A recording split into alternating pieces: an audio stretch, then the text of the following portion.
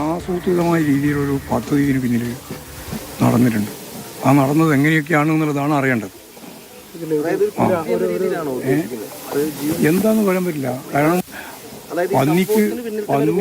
പന്നിക്ക് വെച്ചാൽ മനുഷ്യനും ബാധകമല്ലേ?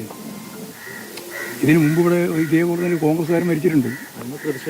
അന്ന് ഒരു പ്രതിഷേധവുമില്ല, ഒരാളും വന്നിട്ടുമില്ല. നോക്കി, അത് കോൺഗ്രസ്സുകാരനാണ്. കോൺഗ്രസ് പ്രവർത്തകനായിട്ടുള്ള ഒരാളാണ് മരിച്ചത്. ഇതേപോലെ തന്നെ സംഭവത്തിൽ ഈ ഇൻസിഡന്റിന്റെ പിന്നിൽ എന്താണെന്ന് കണ്ടെത്തണം. അല്ല, മന്ത്രി തന്നെ അത് വ്യക്തമാക്കിയിട്ടുണ്ടല്ലോ. അന്വേഷണം ചെല്ലണം. എന്താ ചെല്ലാണ്ട് അതിലേക്ക് അന്വേഷിക്കണം. അത് ഉൾപ്പെടെ അന്വേഷിക്കണം. സൃഷ്ടിക്കപ്പെട്ടതാണോ എന്ന് ഞങ്ങൾക്കിപ്പോൾ പറയാൻ സാധിക്കില്ലല്ലോ. അന്വേഷിച്ചാലേ മനസ്സിലാവുള്ളൂ. ഫോൺ കോൾ ഉൾപ്പെടെ പരിശോധിച്ചാൽ കൃത്യമായിട്ട് മനസ്സിലാവും. ഇതെല്ലാം വെച്ച് നോക്കുമ്പോൾ നമുക്ക് തന്നെ തോന്നുന്നില്ലേ?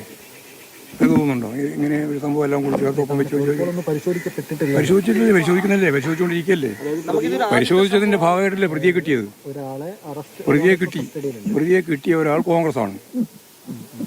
ഇവിടുത്തെ വാർഡ് വൈസ് പ്രസിഡന്റാണ്.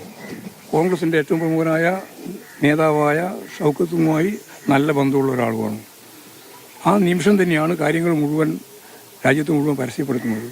ആ പരസ്യപ്പെടുത്തിനെ അടിസ്ഥാനപ്പെടുത്തിയിട്ടാണ് വിജയരാഘവൻ ഉൾപ്പെടെ തടയുന്നത്. അപ്പോൾ അതെല്ലാം കൂട്ടി വായിക്കുമ്പോഴാണ് ഇതിൻ്റെ അകത്ത് ദുരൂഹതയുണ്ട്. ഇപ്പോൾ എടുത്തുകൊണ്ടിരിക്കുന്ന പിന്നെന്താ? ഇപ്പൊ എടുത്തുകൊണ്ടിരിക്കുന്നത് എന്താന്ന് അങ്ങനെ ധാരണ? മുതലെടുപ്പല്ലാണ്ട് പറയുന്നത് അത് ഉൾപ്പെടെ പരിശോധിക്കേണ്ടിയാണോ? അല്ല, സീരിയസ് ആയി പരിശോധിക്കണം. അതായത് പോലീസിന്റെ അന്വേഷണം ശക്തിപ്പെടുത്തണം. അല്ലെങ്കിൽ ക്രൈംബ്രാഞ്ച് അന്വേഷിക്കണം. അന്വേഷിച്ച് ആവശ്യമായ നിലപാട് സ്വീകരിക്കുന്നതാണ്. ഒന്നുകൂടെ വ്യക്തമല്ല ഇവിടെ. ഇവർ പറഞ്ഞല്ലോ, ഞാൻ പറയുന്നതല്ലോ.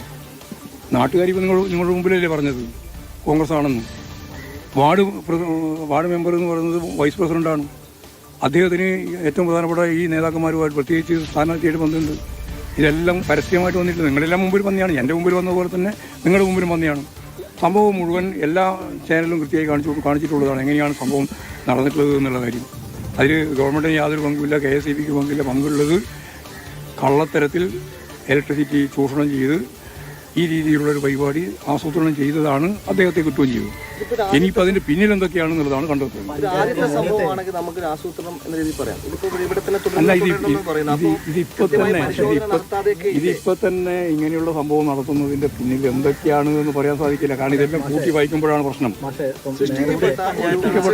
സൃഷ്ടിക്കപ്പെട്ടതാണോ എന്നുള്ളത് അന്വേഷിക്കണം. അതാ ഞാൻ പറഞ്ഞത്.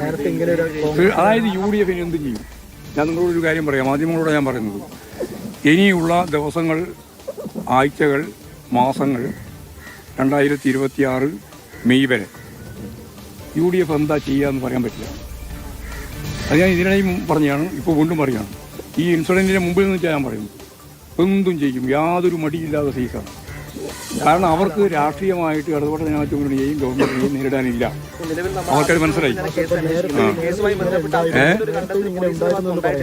നടന്നുകൊണ്ടിരിക്കുന്നത് ഒരാളും വന്നില്ല എന്നാണ് അവർ പറഞ്ഞത്. അല്ല, ഞാൻ വന്നത് എന്തുകൊണ്ടാണ്? ഞങ്ങളുടെ കുടുംബത്തെ പറ്റിയിട്ടുള്ള ഒരു ഇൻസിഡന്റ് ആയിരുന്നു. കോൺഗ്രസ്സുകാരന്റെ കുടുംബത്തെ പറ്റിയ ഇൻസിഡന്റ് ഉണ്ടായിരുന്നു. അന്നൊക്കെ ഞങ്ങളൊക്കെ വന്നിട്ടുണ്ട്. ഞങ്ങളൊക്കെ ഇപ്പോഴല്ലേ ഇവിടെ ഇലക്ഷന്റെ ഭാഗമായിട്ടല്ലേ വരുന്നത്. അല്ലാതെ ഞങ്ങളൊക്കെ അന്നും വന്നിട്ടുണ്ട്. ഞങ്ങളുടെ സഹാക്കളൊക്കെ അന്നും വന്നിട്ടുണ്ട്. ഇനിയും വരും. ഇനി ഇലക്ഷൻ ഭാഗം എന്നൊന്നല്ല. ഇന്നിപ്പോൾ ഇത് ഇലക്ഷൻ ഭാഗം ഞങ്ങളെല്ലാം ഇവിടെ ഉണ്ട്.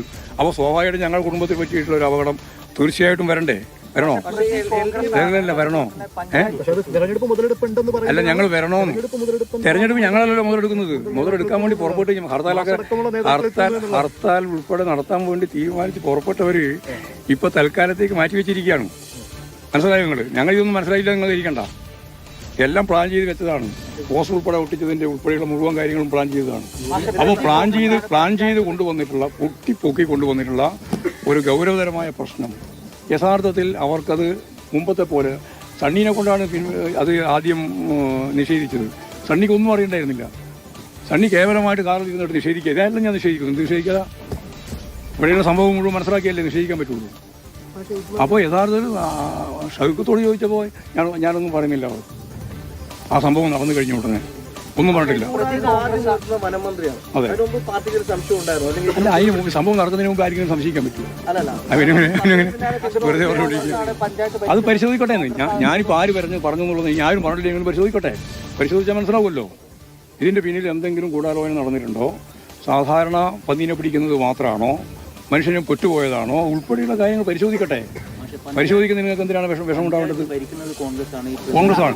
അതായത് ഇവിടെ പന്നി ഇഷ്ടം പോലെ പന്നിയുണ്ട്. ഇവിടെ പന്നീനെ വെടിവെക്കാൻ ലൈസൻസ് ഉള്ള ആളുമുണ്ട് ഇവിടെ. പക്ഷേ ഈ പഞ്ചായത്ത് പന്നിയെ വെടിവെച്ച് കൊല്ലുന്നതിന് വേണ്ടിയുള്ള ഒരു നിലപാടും സ്വീകരിച്ചിട്ടില്ല. പന്നിയുണ്ട് ഇഷ്ടം പോലെ, പന്നീനെ വെടിവെക്കാൻ ആൾ കൂടിയിട്ടുണ്ട്. എന്നാൽ പന്നിയെ പിടിക്കാൻ വേണ്ടിയിട്ട് കെണിവെക്കുന്നവർക്കാണ് പിന്തുണ.